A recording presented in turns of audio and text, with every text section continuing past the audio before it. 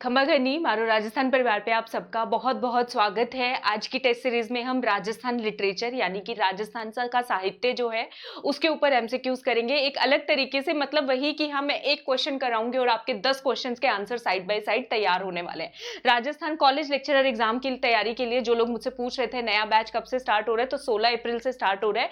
मैं राजस्थान हिस्ट्री आपको पढ़ाने वाली हूँ, ठीक है। Rajasthan geography, art and culture, polity जो पार्ट हम कवर कर चुके हैं, जो मैंने पोर्शन कवर कराया उसकी रिकॉर्डिंग्स पीडीएफ आपको सब मिलेगा।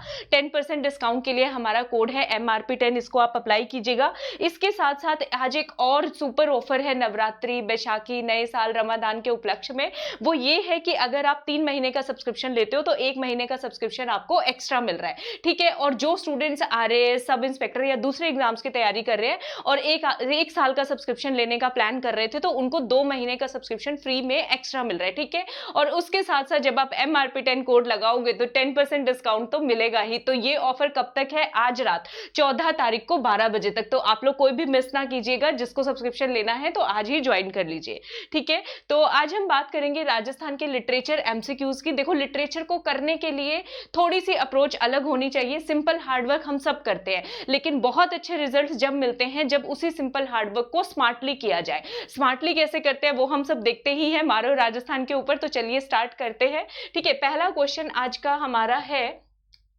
हमीर रासों के ऑथर कौन है? चंद्रशेखर, नैनचंद्र सूरी, कवि जोधराज या फिर हमीरदान रत्नू। अगर याद हो तो RPSC शॉर्ट्स में मैंने हमीर वर्ड से शुरू होने वाले लिटरेचर करवाए थे, तो जिसको याद होंगे तो कर पाएंगे। हमीर रासों के जो राइटर हैं वो है कवि जोधराज, ठीक है। जब कवि कोई कविता सुनाता है तो रस तो आता है ना, तो याद कर लो कवि जोधराज जो है वो कौन है? हमीर रासों के लेखक है, ठीक है। हमीर रासों के लेखक है।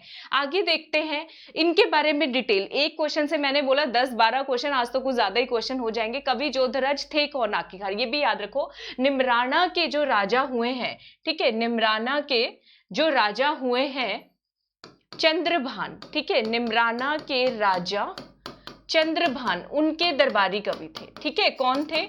उनके दरबारी कवि थे। इन्होंने जो लिटरेचर लिखा हमीर रासो, उसमें हमीर देव चौहान जी के बारे में बताया गया, रणथंभौर के राजा, उनकी वंशावली के बारे में बताया गया है। और उसके साथ साथ अलाउद्दीन खिलजी के साथ युद्ध के बारे में बताया गया। तो पूछ लेंगे हमीर रासो किसके बारे में है, तो हमीर देव चौहान की वंशावली और हमीर देव चौहान का अलाउद्दीन खिलजी के साथ युद्ध। और कवि जोधराज कौन थे? निमराना के राजा जो है चंद्रभान जी के दरबारी कवि थे। क्लियर है सबको? इसके बाद अब ये उधर शिफ्ट हो गया। अरे, आप लोगों ने अभी तक लाइक सब्सक्राइब शेयर नहीं किए तो कर दो। लाइक करने में क्या लग रहा है, ऐसे टेक पे तो क्लिक ही तो करना है, ठीक है। वो तो बिल्कुल फ्री है। और उसके साथ साथ शेयर करो, क्योंकि मारो राजस्थान पढ़ेगा भी बढ़ेगा भी। ये जो मोटो है, ये जो लक्ष्य ठाना है, इसको पूरा करेंगे जब हमारे MRPN इसको दबादब आपके जितने सोशल नेटवर्क्स हैं, व्हाट्सएप स्टेटस है, फेसबुक है, जब आप लोग वहां पे इसको शेयर करोगे, ठीक है। और जो MRPN हमारे साथ जुड़ गए हैं, जो नए मेंबर्स हैं जिन्होंने अभी तक सब्सक्राइब नहीं किया है, तो चैनल को सब्सक्राइब करो। सब्सक्राइब करने के बाद घंटे पे क्लिक, घंटे के बाद ऑल पे क्लिक करना ना भूलेगा, ताकि आपका कोई भी अपडेट, कोई भी वीडियो जब भी आता है, आपका कोई भी वीडियो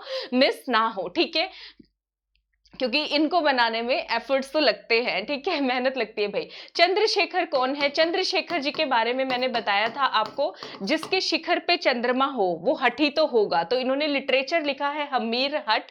दूसरा लिटरेचर इन्होंने लिखा है सुरजान चरित्र। अब सुरजान कौन है? सुरजान जो है बूंदी के राजा हैं, जिनके ये दरबारी कवि थे चंद्रशेखर। तो उन्हीं के बारे में चरित्र बखान तो करेंगे ही, ठीक है। बूंदी के राजा कैसे याद करोगे? जिसके मस्तक पे चंद्रमा है। जब आप चंद्रमा ड्रॉ करते हो, बीच में एक बिंदी भी ड्रॉ करते हैं ना, जब हम आधा चंद्रमा दिखाते हैं यहाँ पे बिंदी, तो उससे याद कर लो बूंदी के राजा सुरजान के दरबारी कवि है। तो आप कभी भूलोगे ही नहीं, याद रहेगा, ठीक है। चंद्रशेखर, ठीक है। इन्होंने कौन कौन से लिटरेचर लिखे हैं? हमीर हट और सुरजान चरित्र, ठीक है।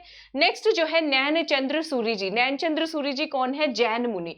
जो जैन मुनि है, तो इनका लिटरेचर आपको मिलेगा पुराने प्राचीन काल का लिटरेचर है, प्राचीन काल का। और प्राचीन काल में जो लिटरेचर लिखे जाते थे, कौन सी भाषा होगी, संस्कृत भाषा में लिखे जाएंगे। और इन्होंने कौन सा लिटरेचर लिखा होगा, उस लिटरेचर के पीछे नाम आएगा महाकाव्य। जैसे रामायण को महाकाव्य, महाभारत को महाकाव्य बोला गया है, तो इन्होंने भी एक महाकाव्य लिखा जिसका नाम है हमीर महाकाव्य। जिसका नाम क्या है, हमीर महाकाव्य इन्होंने लिखा है। इसमें भी रणथंभौर के चौहान राजाओं के बारे में ही डिटेल से बताया गया है। ठीक है, क्लियर है सबको? आज मुझे बार बार इधर जाना पड़ेगा क्योंकि हमारा ये इधर शिफ्ट हो गया है।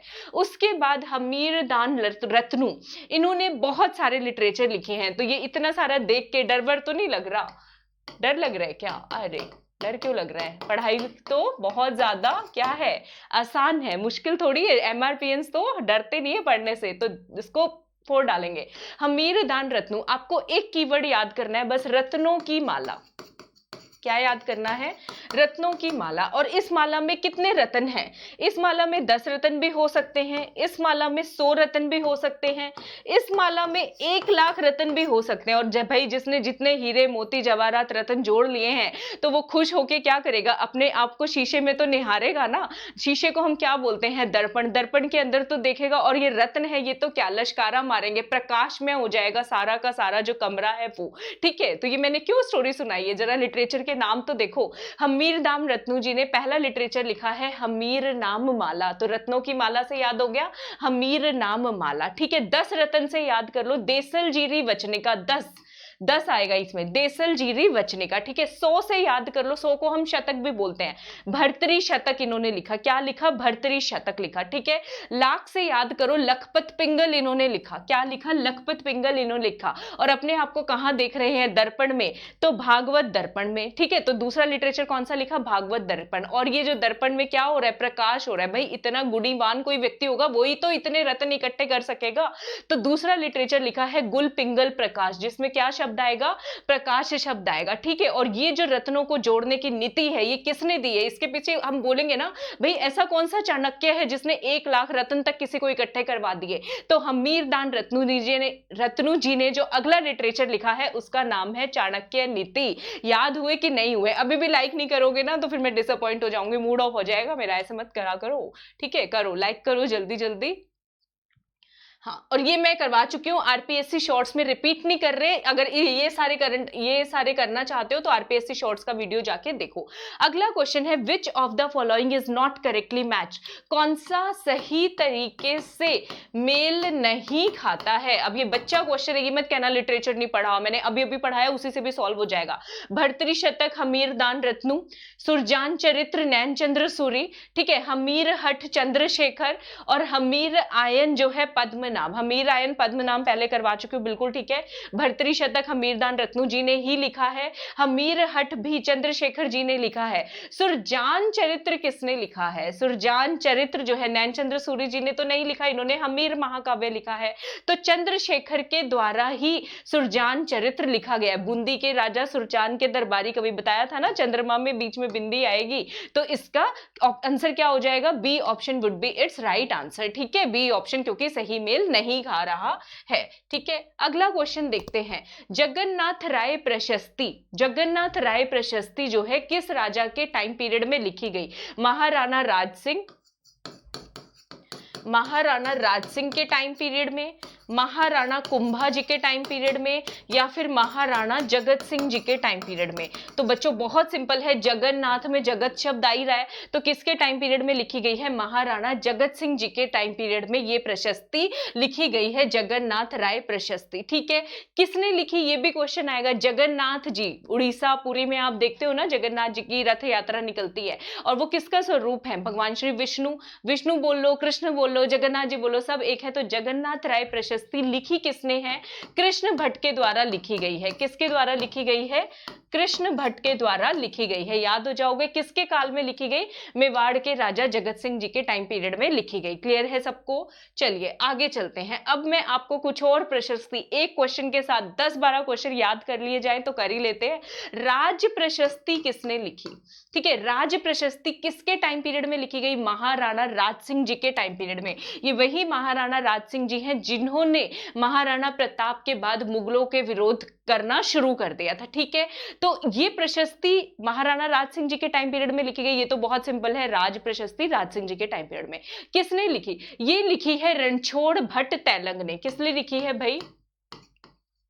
रणछोड़ भट्ट तैलंग ने। ठीक है, आप में से कोई मुझे चाहते हैं कि मैं आरएएस की स्ट्रैटेजी वीडियो लेके आऊं, बुक लिस्ट पे वीडियो लेके आऊं, और कॉलेज लेक्चरर के लिए बुक लिस्ट पे वीडियो और सिलेबस डिस्कशन पे मैं ये प्लान आउट कर रही हूं। अगर आपको इन सब टॉपिक्स पे वीडियोस चाहिए तो आप अपने कमेंट्स में जरूर लिखिएगा कि हाँ हमें इन टॉपिक्स पे वीडियो चाहिए। ठीक है, ताकि मुझे आइडिया हो आप लोगों की क्या डिमांड है, उसी के ऊपर फिर स्ट्रैटेजी वीडियोज जो है आने वाले हैं बहुत जल्दी। ठीक है, तो ये लिखी है रणछोड़ भट्ट तैलंग ने। याद कैसे करोगे? महाराणा राज सिंह जी के टाइम पीरियड में मुगल राजा कौन था? औरंगजेब। ठीक है, औरंगजेब का इन्होंने विरोध किया। ठीक है, तो आप ऐसे याद करो कि मुगल राजा औरंगजेब महाराणा राज सिंह के आते ही रण छोड़ के भाग गया था। रण छोड़ के भाग गया था। तो राज प्रशस्ति किसने लिखी? रणछोड़ भट्ट तैलंग जी के द्वारा लिखी गई। याद हो गया ना, मुश्किल तो नहीं है।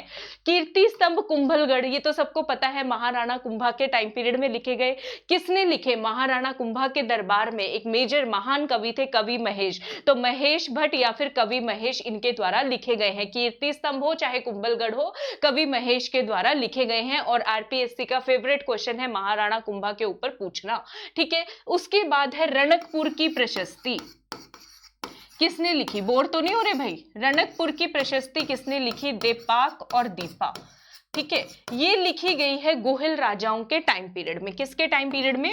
मेवाड़ के हमारे जो गुहिल राजा हैं इनके टाइम पीरियड में लिखी गई है। रणकपुर, रण के अंदर दीपक जल रहा है, रणक दीपक। ठीक है, ऐसे याद करो, रण की जब शुरुआत करते हैं तो दीपक जलाने से करते हैं। ठीक है, तो रण के अंदर दीपक चल रहा है। तो रणकपुर प्रशस्ति किसके द्वारा लिखी गई है? दीपा या देपाक हम इनको बोलते हैं।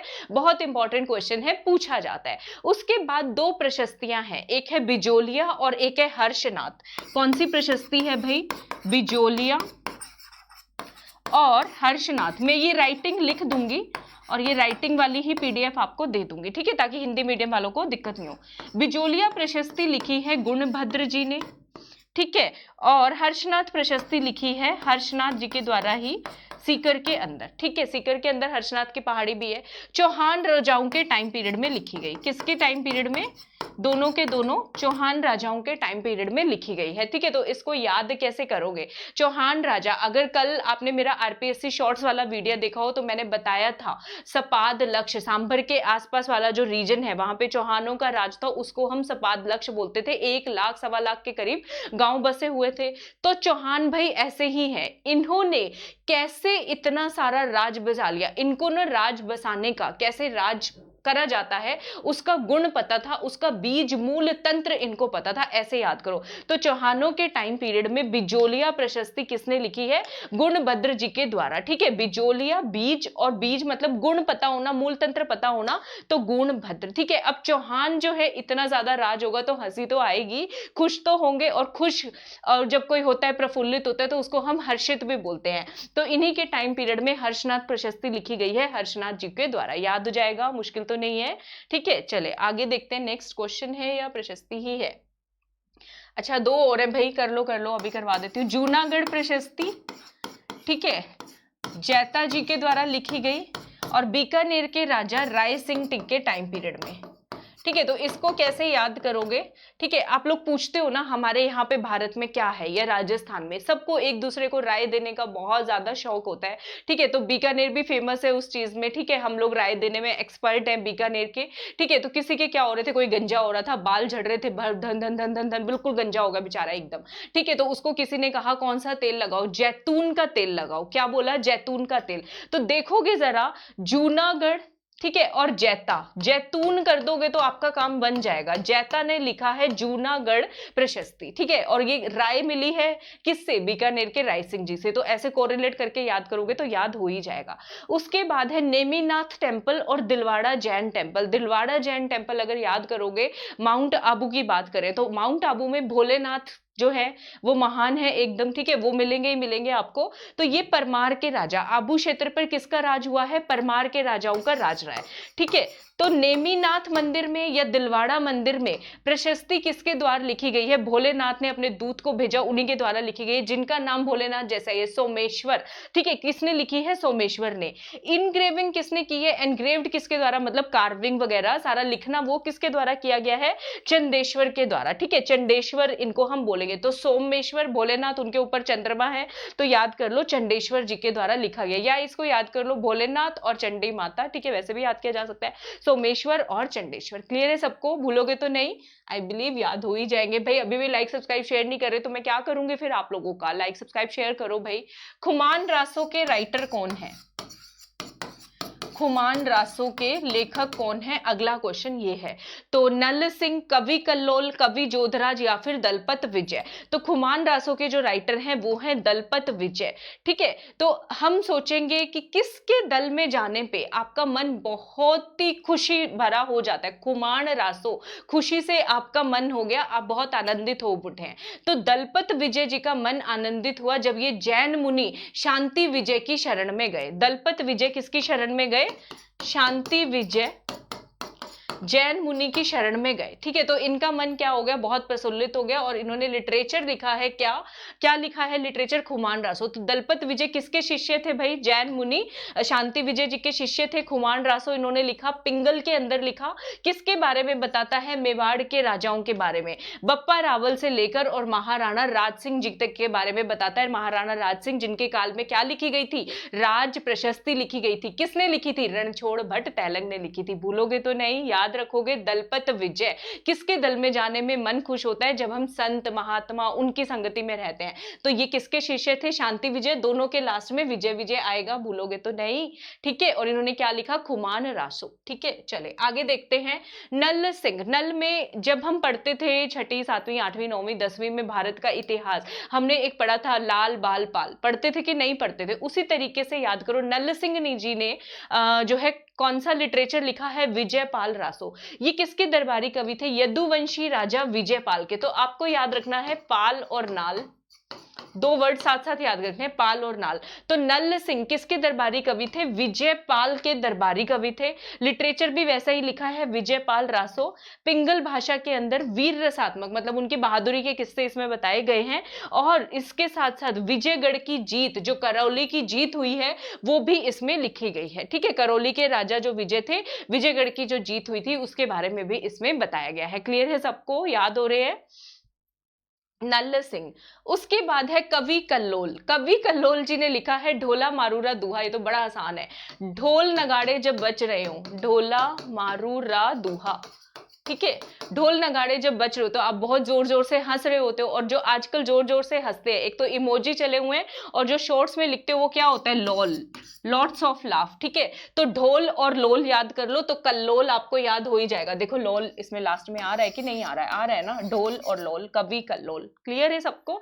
ठीक है। और कवि जोधराज जी तो अभी मैंने करवाया ही है, तो आज हम यहां तक करने वाले हैं। आपको वीडियो कैसा लगा बताइएगा जरूर। आप इसी तरीके से एमसीक्यूज करना चाहते हैं और स्ट्रेटजी पे जरूर बताइएगा। आरएएस, सब इंस्पेक्टर या फिर हमारा कॉलेज लेक्चरर की बुक लिस्ट, सिलेबस डिस्कशन के ऊपर वीडियोस चाहिए तो प्लीज बताइएगा, तो मैं वीडियोस लेकर के आऊंगी आप सबके लिए। आप लोग इसको लाइक सब्सक्राइब शेयर करना ना भूलिएगा, ठीक है, क्योंकि आप लोग लाइक सब्सक्राइब शेयर करते हैं तो मुझे भी खुशी होती है, एफर्ट्स रिकॉग्नाइज होते हैं, तो अच्छा लगता है और एनर्जी से काम होता है फिर, ठीक है। चलिए, थैंक यू सो मच सबको, मेरी तरफ से घनी घनी राम राम।